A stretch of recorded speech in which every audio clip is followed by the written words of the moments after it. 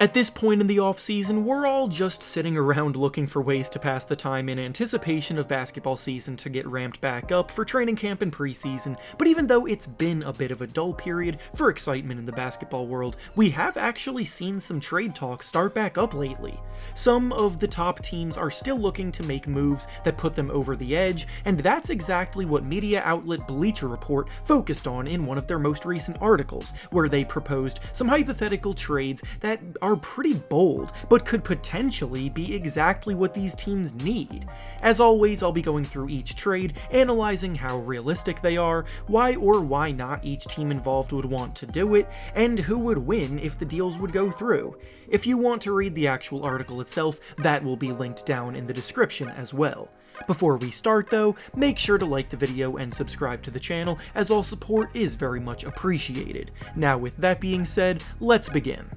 The first proposed trade is between the Phoenix Suns and the Atlanta Hawks, and in it the Suns receive John Collins in exchange for Cam Johnson, Jay Crowder, Landry Shamet, and a future second-round pick. Collins is in a bit of a predicament in Atlanta, and has been for a while now. It's been a few years since Collins first expressed a bit of unhappiness with his role on the Hawks, and has been in trade rumors ever since, but nothing has really come from it. The Hawks made one of the biggest moves already this offseason when they traded for DeJounte Murray, and are clearly looking to get themselves back into contention after a conference finals appearance 2 seasons ago, and they need to address their defense if they want to do that. Collins is still just 24 years old, and his work as the roll man and as a floor spacing shooter at the power forward position has seen him post a few 20-point per game seasons already in his career, but defensively he does leave a little bit to be desired, and it is kind of a strange fit having him play alongside another center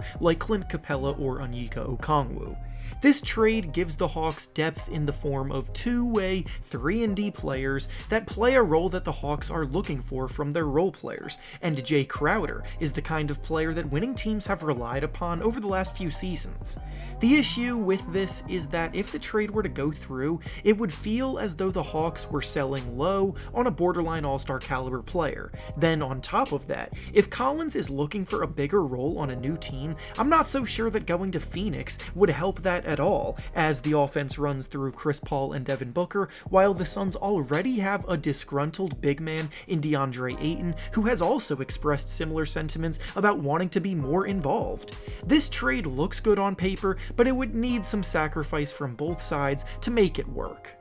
The next proposal from the article is between the Dallas Mavericks and the Indiana Pacers, and in it the Mavericks receive Myles Turner and TJ McConnell in exchange for a first-round pick, a second-round pick, Josh Green, and Davis Bertans. Myles Turner has officially solidified himself as a legend of the trade block, as this is now his 3rd year in a row that he's seen himself in trade rumors, yet he has not gone anywhere. The Pacers are shifting into a rebuild, and Myles Turner is 26 years old, entering his prime, as someone who has already established himself as one of the best rim protectors in the NBA. He's the kind of player who should and will obviously draw interest from playoff teams looking for someone to anchor their defense, and the Mavericks are a team that fits that bill without question. The Mavericks ranked 7th defensively last year, really buying in on that end of the floor, and they did so without a real interior presence, so if they managed to bring Turner in, who also spaces the floor well offensively, to fit well alongside Luka Doncic on both ends,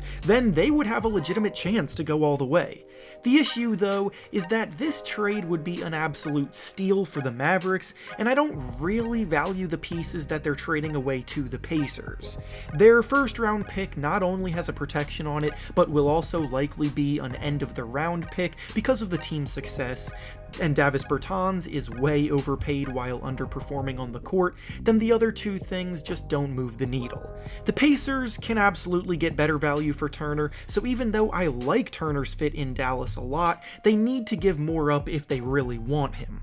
The next proposal in the article is between the Brooklyn Nets and the Washington Wizards, and in it the Wizards receive Ben Simmons in exchange for Kyle Kuzma, Rui Hachimura, and Will Barton. Now that we know for sure that Kevin Durant and Kyrie Irving aren't going anywhere, the Nets can shift their focus back to preparing for the upcoming season with what they have. Kevin Durant and Kyrie Irving have a ton of pressure on them to produce this season after a disaster of a year last year, so everything's going to need to be perfect around them if they want to redeem themselves. With that said, Ben Simmons has dealt with his own set of drama over the last year and literally hasn't played an NBA game in over a year, so he's a huge mystery at this point. Will he fit in alongside their two dominant creators? Will he even be the same player that he was before the injuries and the holdouts? These are things that we have no way of knowing for sure, and the Nets desperately need the answers to be yes if they want to get back on track. Rather than take the chance, they could obviously trade him, and this package here is pretty big,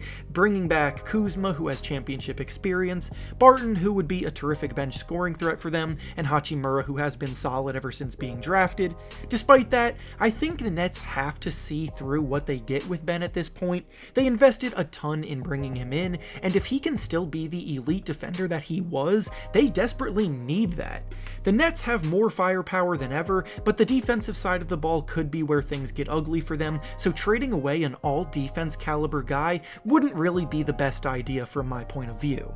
And finally, the last proposal from the article we'll be looking at today is between the Los Angeles Clippers and the Utah Jazz, and in it the Clippers receive Mike Conley in exchange for Luke Kennard, Reggie Jackson, and 2 second-round picks. Mike Conley has made a long career for himself as a steady floor general that runs an offense well and produces in bunches. At his best, he was a borderline all-star that finally made it to the All-Star game 2 years ago, but now, at age 34, soon to be 35, Conley is not the same player that he once was. His defensive ability has fallen off pretty hard, he's not as much of a scorer despite shooting the ball well and efficiently from deep, and obviously he's a smart player that takes care of the ball, but he is slowly fading.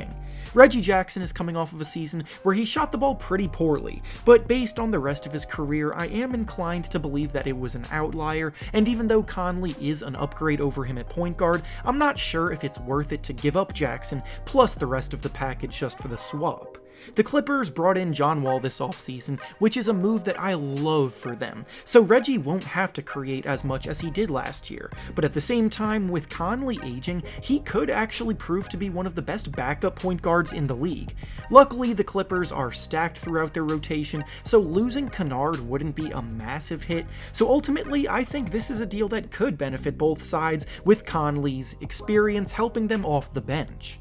And with that being said, that's all I have for you today. Make sure to like the video, subscribe to the channel, and comment down below what you think about these proposed trades. Thanks for watching, and I'll see you all next time.